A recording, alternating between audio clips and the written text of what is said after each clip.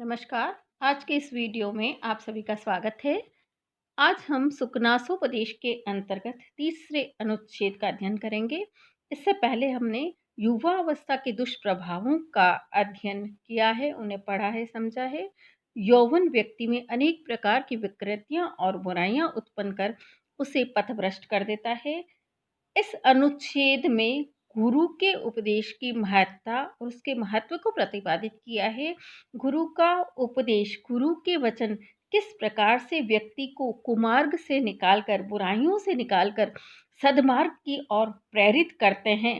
और साथ ये बताया है कि राजा लोगों के लिए विशेष रूप से गुरु का उपदेश अत्यंत ही लाभदायक होता है, क्योंकि वे राजा लोग गुरु के उपदेश को भी नहीं सुनना चाहते हैं और अपने आसपास के चाटुकारों से ही मदमस्त होकर और सुखोपभोगों में लीन होकर ये अपना जीवन व्यतीत कर देते हैं। तो यह गुरु वचनों की महत्ता और गुरु के वचनों का जीवन में क्या प्रभाव हो सकता है, क्या उपयोग हो सकता है, इसका कवि ने सुंदर चित्रण किया है। गुरु वचनम अम्लम अपि सलिलम इव महद उपजनयति श्रवण स्थितम शूलम अभव्यस्य इतरस्य तु करिण इव शंखाभरणम आनन शोभा समुदयम अधिकतरम उपजनयति हरति अतिमलिनम अंधकारम इव दोषजातम प्रदोष समय निशाकर इव गुरु उपदेशः प्रशम हेतुः वयः परिणाम इव पलित रूपेण शिरसि जालम अमलीकुर्वन् गुणरूपेण तदेव परिणमयति। अयम् एव च अनास्वादित विषयरसस्य ते काल उपदेशस्य कुसुमसरप्रहार जर्जरिते हि रधि जलम् इव गलति उपदिष्टम् अकारणं च भवति दुष्प्रकृतेः अन्वयः श्रुतं वा अविनयस्य। श्रुतं वा यहाँ विनयस्य है। चंदन प्रभुः न दहति किम अनलः किम वा प्रशम हेतुना अपि न प्रचंडतरी भवति बड़वानलो वारिणा। गुरु उपदेशश्च नाम पुरुषाणाम अखिल मल प्रक्षालन शमम अजलम स्नानम अनुपजात पलितादि वैरूप्यम अजरम वृद्धत्वम अनारोपित मेधादोषम गुरुकरणम असुवर्ण विरचनम अग्राम्यम कर्णाभरणम अतीत ज्योतिः आलोकः न उद्वेगकरः प्रजागरः विशेषेण तु राज्ञां विरला हि तेषाम् उपदेष्टारः प्रतिशब्दके व्राजवचनम् अनुगच्छति जनो भयात् उद्धाम दर्पश्व यथु स्थगित श्रवण विवराः च उपदिश्यमानमपि तेन शृण्वन्ति शृण्वन्तोऽपि च गजनिमीलितेन। यह बताया है कि गुरु वचनम, गुरु का उपदेश, गुरु के वचन अम्लम अपि सलिलम एव स्वच्छ जल के समान अभव्य दुष्ट, अशिष्ट, निरंकुश, स्वेच्छाचारी व्यक्ति के श्रवण स्थितम कान में पड़ा हुआ शूलम महद उपजनयति महान शूल यानी पीड़ा, दुख या कष्ट को उत्पन्न करता है। जैसे स्वच्छ जल कान में पड़ा हुआ पीड़ा उत्पन्न करता है, वैसे ही गुरु का उपदेश असभ्य व्यक्तियों के कान में गया हुआ उनके कान में दर्द उत्पन्न कर देता है, अर्थात उन्हें वह रुचिकर नहीं लगता है, अच्छा नहीं लगता है। इत्रस्य तु करिणेव शंख आभरणम आनंद शोभा समुदयम अधिकतरम उपजनयन्ति। दूसरे के तो अर्थात शिष्ट व्यक्ति के, सभ्य व्यक्ति के तो कानों में पड़ा हुआ गुरु का उपदेश कर्ण एवं शंखाभरणम हाथी के समान, शंखाभरणम शंख से बने हुए आभूषण वाले हाथी के समान, आनंद शोभा उसके मुख की शोभा को समुदयम अधिकतरम उपजनयति और अधिक उत्पन्न कर देता है और अधिक बढ़ा देता है। जैसे शंख का आभूषण हाथी के मुख की शोभा को बढ़ा देता है, वैसे ही सभ्य व्यक्तियों के कान में पड़े हुए गुरु वचन, गुरु के उपदेश उनके मुख की शोभा को और अधिक बढ़ा देते हैं, क्योंकि सभ्य व्यक्ति गुरु वचनों का श्रवण करके जीवन में उनका अनुसरण करते हैं, पालन करते हैं। हरति अति मलिनम अंधकारमेव दोष जातम प्रदोष समय निशाकर एवं गुरु उपदेशः। गुरु का उपदेश प्रदोष काल के चंद्रमा के समान अति मलिनम अंधकारमेव दोष जातम। अति मलिनम अत्यधिक प्रगाढ़, अत्यधिक कलुषित, दोष जातम काम क्रोधादि दोष समूह का हरति हरण कर देता है, उन्हें दूर कर देता है। जिस प्रकार प्रदोष काल का चंद्रमा अति मलिनम अंधकारम अत्यधिक मलिन, घनघोर, प्रगाढ़ अंधेरे को हरति दूर कर लेता है, ऐसे ही गुरु का उपदेश भी व्यक्ति के दोषों को, उसकी बुराइयों को दूर कर देता है। प्रदोष कहते हैं रात्रि के प्रारंभिक समय को। उपमा अलंकार है यहाँ। प्रशम हेतु वयः परिणामे उपलित रूपेण सिरसित जालम अम्लीकुर्वन् गुण रूपेण तदेव परिणमयति। एवं यहाँ पर भी उपमा अलंकार है। जिस प्रकार वयः परिणाम, वयः परिणाम, वय का परिणाम अर्थात वृद्धा अवस्था, सिरसिज जालम सिर के ऊपर उगने वाले अर्थात केशों को, सिर के बालों को, अम्लीकुर्वन् निर्मल करती हुई, जो बाल स्वाभाविक रूप से ही काले हैं, ऐसे सिर के बालों को निर्मल करती हुई, स्वच्छ करती हुई, पलित रूपेण सफेद रंग से युक्त कर देती है, सफेद रंग में रंग देती है। उसी प्रकार गुरु का उपदेश तदेव, तदेव से तात्पर्य उन्हीं दोषों को, उन्हीं काम क्रोध आदि दोषों को गुण रूपेण परिणमयति, गुण रूप में परिवर्तित कर देता है, गुणों में बदल देता है।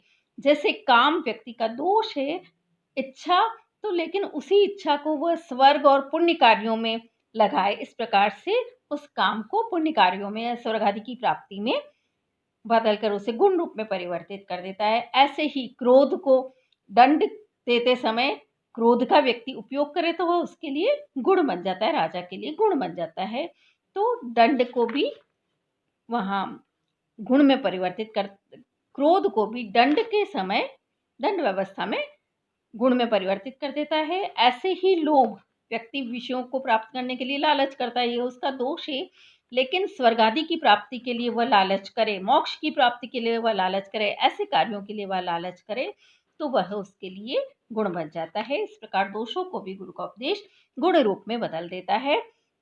अयम एव च अनास्वादित विषय रसस्य ते काल उपदेशस्य।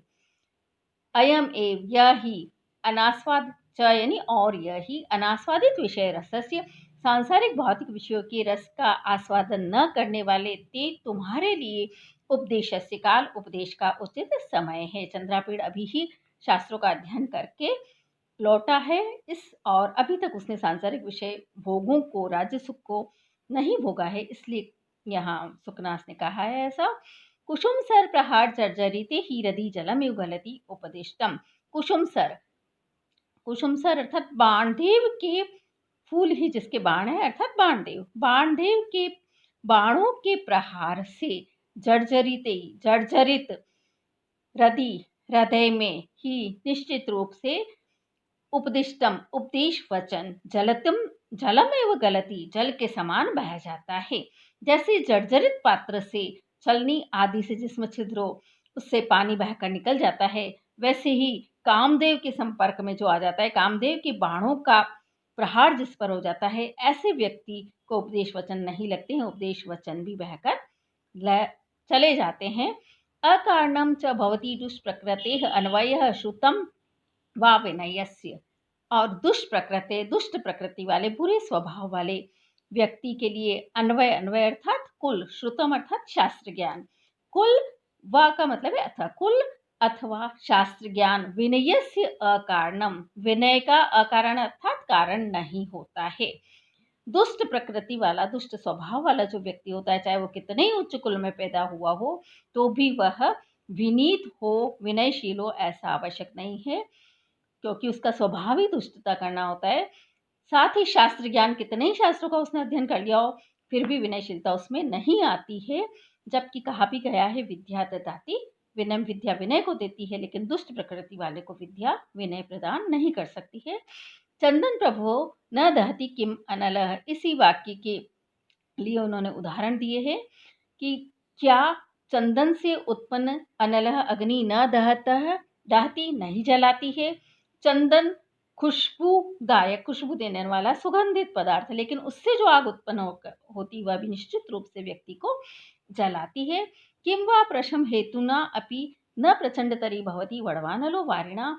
क्या प्रशम हेतुना अपि, शांति का हेतु होने पर भी, वड़वाग्नि, वड़वानलो, शांति का हेतु या शमन का हेतु होने पर भी, वारिणा, जल से, वड़वानलो, वड़वाग्नि प्रचंडतरी भवति न, और अधिक प्रचंड नहीं होती है।